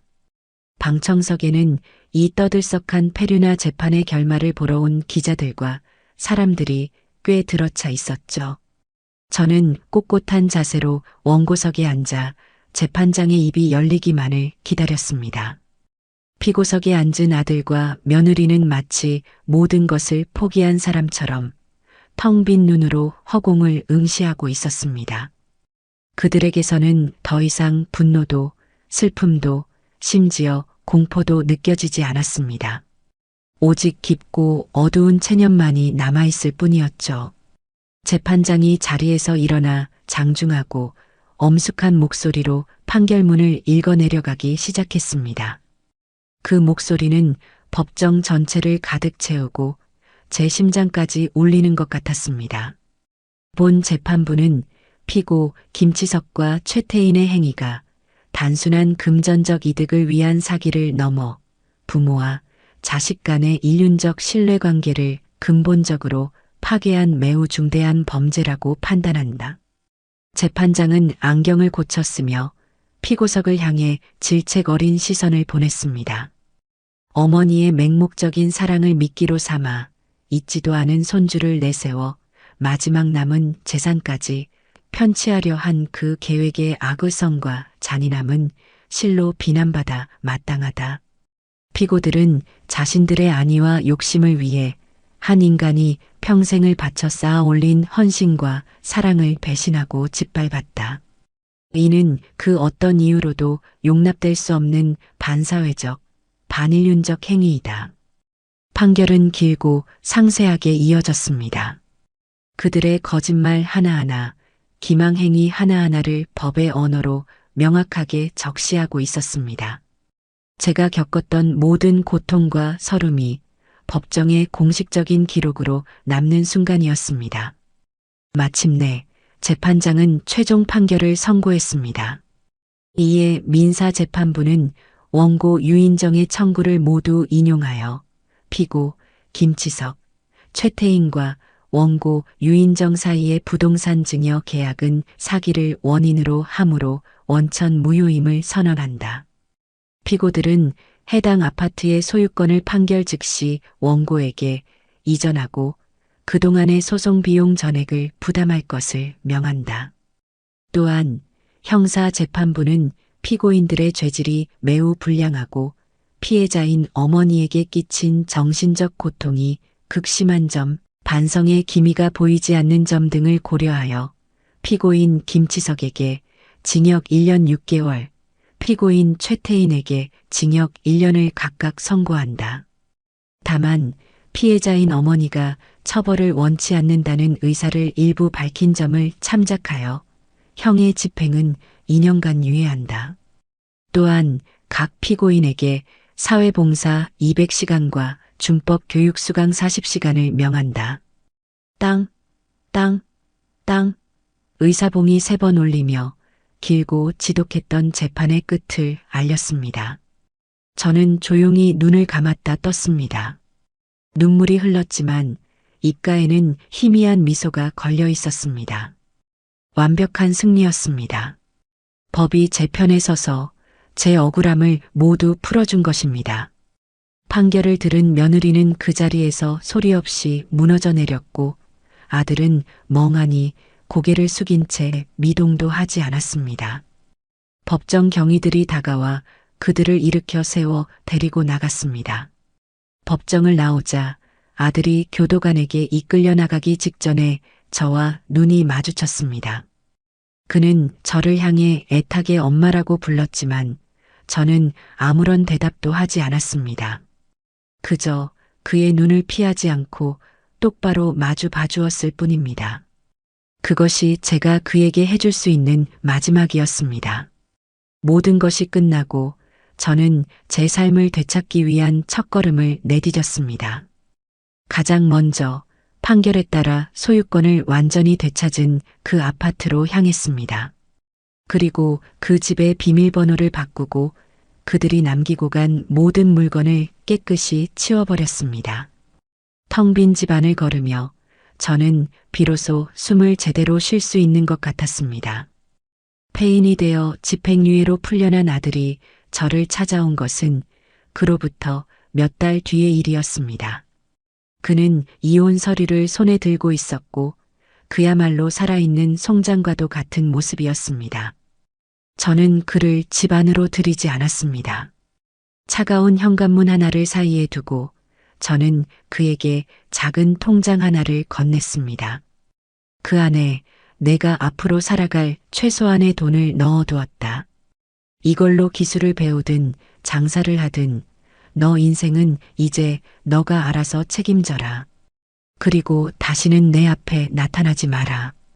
이것이 내가 너에게 주는 마지막 연민이자 너와 나의 마지막이다. 아들은 통장을 받아들고 한참을 서 있다가 말없이 돌아서서 어둠 속으로 사라졌습니다. 그 후 제 삶은 온전히 저 자신을 위한 시간으로 채워졌습니다. 저는 평생 하고 싶었지만 미뤄두었던 것들을 하나씩 시작했습니다.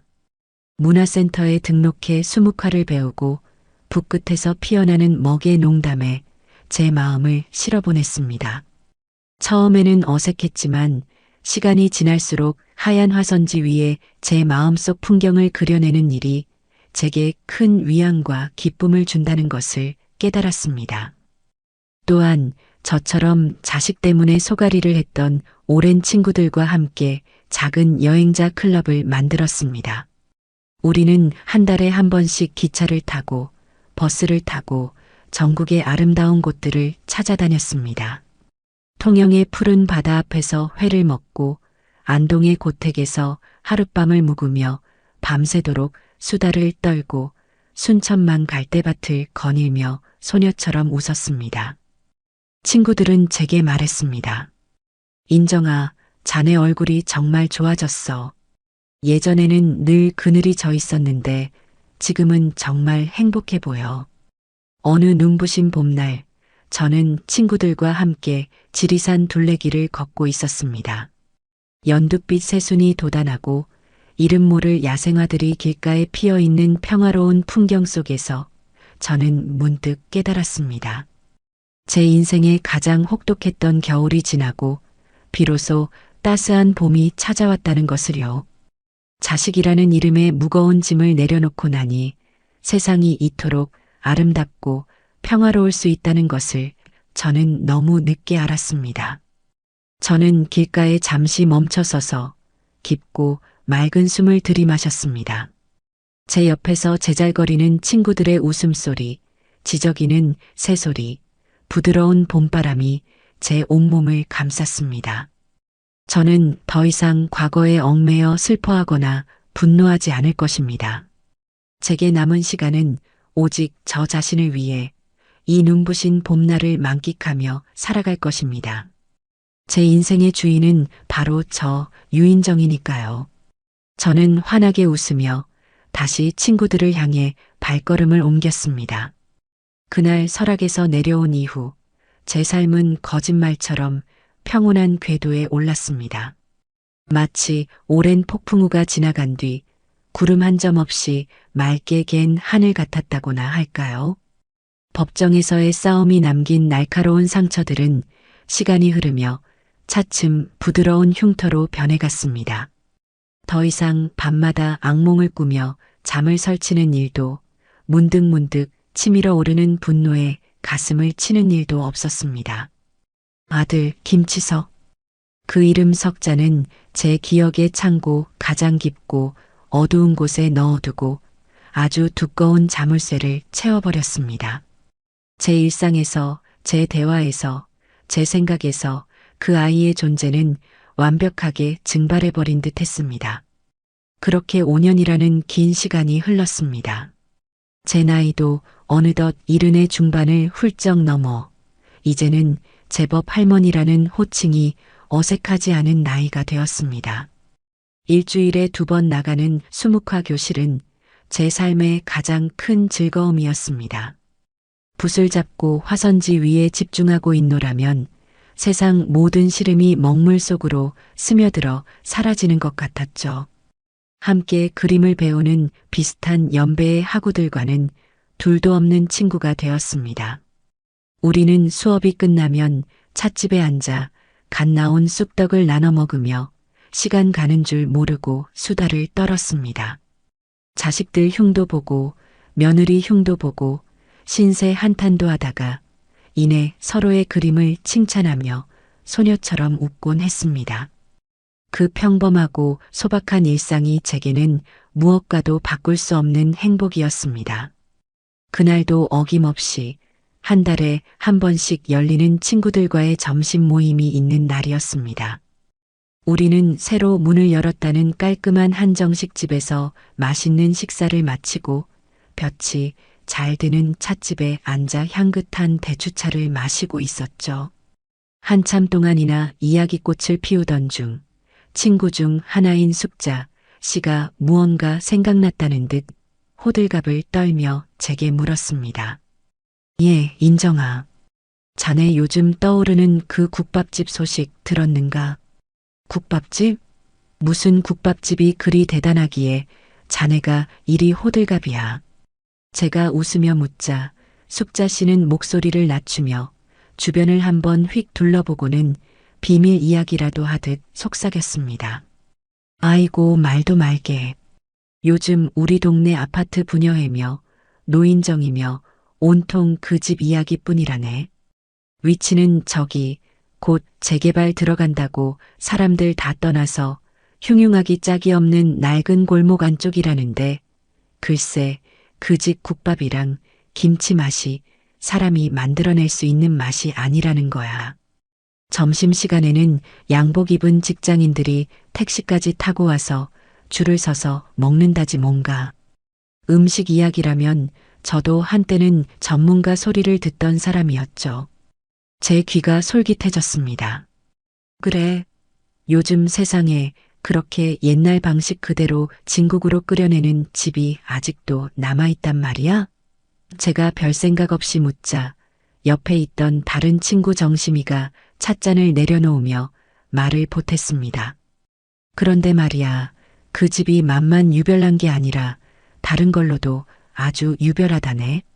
주인이 아주 젊은 축에 드는 남자인데 하루 종일 가게 안에서 단 한마디도 하지 않는다지 뭔가. 손님이 와도 어서 오세요 하는 인사 한마디 없고 주문을 받아도 묵묵히 고개만 끄덕이고 계산할 때도 돈만 받고 거스름 돈만 내어줄 뿐이라는 거야. 꼭 무슨 깊은 사연이라도 있는 사람처럼, 아니 무슨 죄라도 짓고 속죄하는 사람처럼 그저 묵묵히 일만 한대. 그 말에 저는 잠시 생각에 잠겼습니다. 그 젊은 주인의 사연이 무엇일까 잠시 궁금해졌죠. 그때 숙자 씨가 제 눈치를 살피며 아주 조심스럽게 입을 열었습니다. 인정아, 내가 그래서 자네한테 이 말을 해야 하나 말아야 하나 며칠을 고민했네. 그냥 뜬 소문일 수도 있고 내가 괜한 소리에서 자네 마음만 시끄럽게 하는 건 아닌가 싶어서. 그런데 말이야, 그 집 김치 맛이 사람들이 그러는데 꼭 자네가 예전에 우리한테 가끔 담가주던 그 김치 맛이랑 소름 끼치게 똑같다고들 하네. 젓갈 냄새 안 나고 시원하면서도 아삭하고 끝 맛이 달큰한 그 맛 말이야. 그래서 동네 사람들이 수군거린다네. 그 젊은 주인이 혹시 자네한테서 비법이라도 몰래 전수받은 숨겨진 제자 아니냐고 말이야. 친구의 말이 끝나는 순간 제 심장이 아주 희미하게 그러나 분명하게 쿵 하고 바닥으로 떨어지는 것을 느꼈습니다. 설마 아닐 거야. 말도 안 돼. 저는 애써 태어난 척 웃으며 고개를 저었습니다. 숙자 자네도 참 별소리를 다 듣네. 세상에 비슷한 맛의 김치가 어디 한두 가지인가. 그리고 내가 누구한테 김치 담그는 법을 알려줄 위인도 못 되고 그냥 우연의 일치일 게야. 저는 그렇게 말하며 화제를 돌렸지만 한번 피어오른 의심의 씨앗은 걷잡을 수 없이 제 마음 한구석에 뿌리를 내리고 말았습니다. 그날 밤 저는 잠을 설쳤습니다. 친구의 말이 죄라도 짓고 속죄하는 사람처럼이라는 그 말이 자꾸만 귓가에 맴돌았습니다. 그리고 제 김치 맛을 똑같이 낸다는 그 국밥집. 저는 밤새도록 뒤척이며 애써 그 아이의 얼굴을 떠올리지 않으려 발버둥 쳤습니다. 아니야. 그 녀석은 땀 흘려 일하는 것과는 거리가 먼 아이였어. 편하고 쉽게 돈 버는 것만 좋아했지. 그런 고된 식당 일을 할 리가 없어. 다음 날 아침 저는 수묵화 교실에도 가지 않았습니다. 멍하니 창밖만 바라보다가 결국 자리에서 일어났습니다.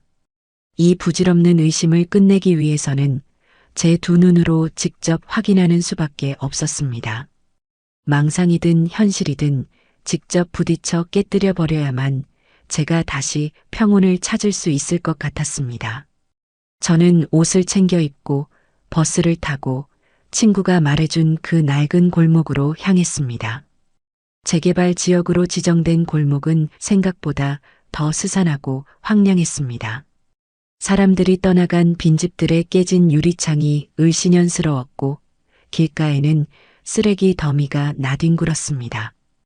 이런 곳에 정말 식당이 있을까 싶을 때쯤 골목 가장 안쪽에서 희미하게 새어나오는 불빛과 함께 작은 간판 하나가 눈에 들어왔습니다. 광화문 국밥. 마치 시간이 멈춘 듯한 주변 풍경과 어울리지 않는 생경한 이름이었습니다. 간판의 글씨체는 투박했지만 가게 앞은 놀라울 정도로 깨끗하게 쓸고 닦여 있었습니다. 저는 한참 동안이나 그 가게 앞에서 망설였습니다. 돌아갈까? 그냥 우연의 일치라고 믿어버릴까? 하지만 제 발은 이미 돌이킬 수 없는 문턱을 향해 움직이고 있었습니다. 딸랑. 낡은 문에 달린 작은 종이 제가 왔음을 알렸습니다. 가게 안은 4-5개의 낡은 나무 테이블이 전부인 아주 작은 공간이었습니다. 하지만 제 눈을 사로잡은 것은 그 비좁고 낡은 공간이 믿을 수 없을 정도로 청결하다는 사실이었습니다. 주방의 스테인리스 선반은 거울처럼 반짝였고 테이블 위에는 기름때 하나 없었으며 바닥은 윤이 날 정도로 깨끗했습니다. 그리고 그 순간 제 코끝을 스치는 너무나도 익숙한 냄새. 제가 20년 넘게 매일 아침 제 인생을 바쳐 끓여냈던 진한 사골과 양지고기, 그리고 온갖 약재가 어우러진 바로 그 육수 냄새였습니다. 제 심장이 걷잡을 수 없이 뛰기 시작했습니다. 주방 안쪽에서 한 남자가 등을 보인 채 커다란 솥을 나무 주걱으로 젓고 있었습니다. 땀으로 흠뻑 젖은 등이 넓었지만 어딘지 모르게 위태롭고 쓸쓸해 보였습니다.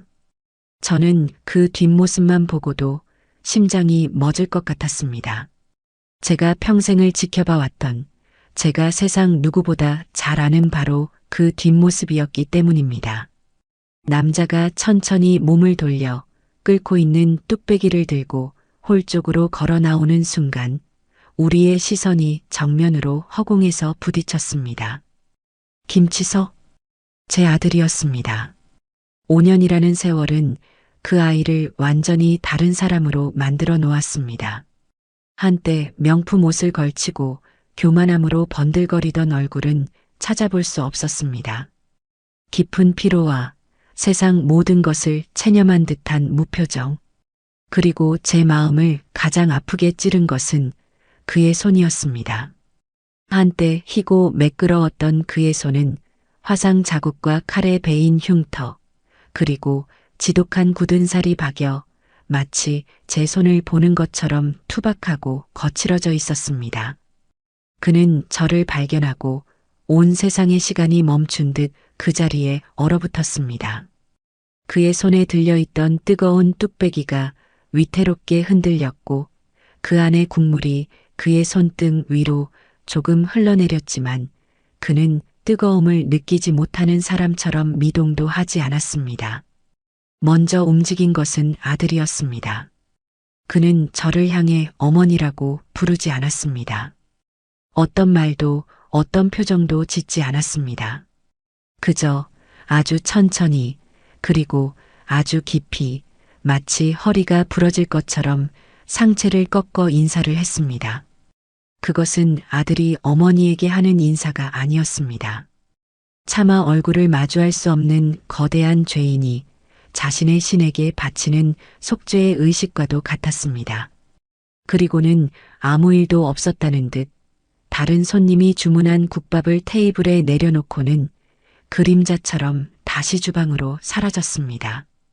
저는 가장 구석진 자리에 가서 앉았습니다.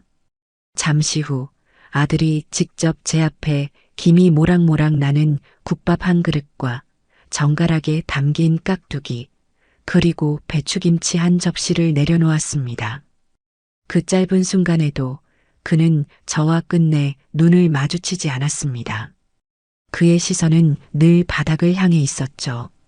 저는 떨리는 손으로 숟가락을 들었습니다. 먼저 국물 맛을 보았습니다. 혀끝에 닿는 순간 저는 모든 것을 알 수 있었습니다. 잡내를 잡기 위해 생강을 아주 얇게 저며 넣었고 깊은 맛을 내기 위해 무와 양파를 통째로 넣어 우려냈으며 마지막에 감칠맛을 더하기 위해 마른 표고버섯을 넣었습니다. 제가 수십 년간 지켜왔던 그 누구에게도 알려준 적 없는 저만의 비법이었습니다. 이어서 김치를 한 조각 맛보았습니다. 소름이 돋았습니다. 배추를 절일 때 썼던 소금물의 농도, 젓갈 대신 북어 머리 우린 물로 시원한 맛을 낸 것, 단맛을 내기 위해 설탕 대신 배와 사과를 갈아 넣은 것까지, 이것은 우연이나 흉내가 아니었습니다. 완벽한 재현이었습니다. 아들은 제가 그토록 혐오하고 지워버리려 했던 제 인생의 모든 것을 이 작고 허름한 식당 안에서 혼자 묵묵히 되살려내고 있었던 것입니다. 국밥을 먹는 내내 제 마음속에서는 수만 가지 감정들이 소용돌이쳤습니다. 감히 내가, 내깟 놈이 내 흉내를 내 하는 분노가 치밀어 올랐다가도 어쩌다가 이 지경까지 되었을까 하는 연민이 고개를 들었습니다. 왜 하필 이런 방식으로 속죄를 하는 것일까 하는 혼란스러움과 함께 그의 음식에 담긴 완벽한 기술 앞에서 요리사로서의 자존심이 아주 조금 상하기도 했습니다. 저는 국밥 한 그릇을 말없이 비워냈습니다. 계산을 하기 위해 카운터로 가자 아들은 여전히 고개를 숙인 채 제가 내민 돈을 받아들고 낡은 금전함에서 거스름 돈을 꺼내 제 손에 쥐어주었습니다. 그의 손끝이 제 손바닥에 스치는 순간 저는 그 거친 감촉에 저도 모르게 움찔했습니다. 가게를 나서려던 순간 제 눈에 벽 한쪽에 붙어 있는 작은 액자 하나가 들어왔습니다. 가까이 다가가 보니 그 안에는 낡아서 누렇게 변색된 신문기사 한 조각이 정성스럽게 스크랩되어 있었습니다. 자수성가한 여성사업가 유인정, 미혼모 시설에 1억 원 쾌척. 몇 년 전 재판이 모두 끝나고 제가 익명으로 기부했던 기사였습니다. 제가 이 사실을 누구에게도 말한 적이 없는데 아들은 어떻게 알았을까요? 그리고 그 기사 옆에는 삐뚤빼뚤한 글씨로 쓴 작은 안내문이 붙어 있었습니다. 광화문 국밥 수익금의 10%는 매달 대한미혼모협회에 기부됩니다. 그것을 보는 순간 저는 거대한 망치로 머리를 한 대 얻어맞은 듯한 충격에 휩싸였습니다. 이제야 모든 퍼즐 조각이 맞춰졌습니다. 아들은 단순히 제 음식을 흉내내며 식당을 운영하고 있는 것이 아니었습니다. 그는 이곳에서 자신만의 방식으로 아주 길고 고독한 속죄를 하고 있었던 겁니다. 그는 제게 용서받을 자격이 없음을 스스로 알기에 제가 가장 소중하게 여겼던 가치, 즉 성실한 노동과 이름 없는 나눔을 스스로 실천함으로써 제게 용서를 구하는 대신 저의 인생을 긍정하고 있었던 겁니다. 저는 가게를 나와 한참 동안이나 그 허름한 골목에 서 있었습니다. 차가운 겨울바람이 제 뺨을 스쳤지만 춥지 않았습니다. 제 마음속은 거센 폭풍우가 지나간 뒤의 고요함으로 가득했습니다. 저 아이를 어떻게 해야 하는가? 저 지독한 속죄의 시간을 제가 언제까지 모른 척해야만 하는가? 용서는 아니더라도 그 노력에 대한 인정 정도는 해줘도 괜찮지 않을까? 며칠을 뜬 눈으로 밤을 새우며 고민한 끝에 저는 다시 그 국밥집을 찾아갔습니다. 그날도 아들은 말없이 저를 보고 고개 숙여 인사했고 저는 말없이 국밥 한 그릇을 깨끗이 비웠습니다. 그리고 가게를 나서며 저는 계산대 위에 작은 쪽지 하나를 슬며시 올려두었습니다. 그가 볼 수 있도록. 그 쪽지에는 제 떨리는 마음을 눌러 담은 한 문장이 적혀 있었습니다. 오늘 김치 맛이 아주 좋구나. 그것은 결코 용서의 말이 아니었습니다. 따뜻한 화해의 손짓도 아니었습니다. 그저 한 명의 까다로운 손님으로서 그리고 한때 음식을 만들었던 선배로서 건네는 지극히 담백한 평가일 뿐이었습니다. 하지만 저는 알고 있었습니다. 그 한마디가 어쩌면 제 아들에게는 100마디의 용서보다 더 큰 의미로 다가갔을 것이라는 것을요. 그날 이후 저는 일주일에 한 번씩 그 국밥집을 찾아갑니다. 우리는 여전히 서로에게 아무 말도 건네지 않습니다. 그는 제게 세상에서 가장 정성스러운 국밥 한 그릇을 말없이 내어주고 저는 그릇의 바닥까지 깨끗이 비우는 것으로 제 대답을 대신합니다. 우리의 관계가 예전처럼 돌아갈 수는 없을 겁니다. 제가 그 아이를 다시 살갑게 아들이라고 부를 수 있을지도 아직은 알 수 없습니다. 하지만 저는 이제 압니다. 차가운 겨울바람이 부는 그 허름한 골목의 국밥집에서 뜨거운 국밥 한 그릇에 온기를 사이에 두고 우리는 세상에서 가장 길고 조용한 대화를 나누고 있다는 것을요. 아들은 매일 국밥을 끓여내며 자신의 죄를 씻어낼 것이고 저는 가끔씩 그 국밥을 먹으며 제 마음속 단단하게 얼어붙었던 강이 아주 조금씩 아주 천천히 녹아내리는 것을 느낍니다. 우리의 시간은 그렇게 말없이 그러나 서로를 향해 다시 흐르기 시작했습니다.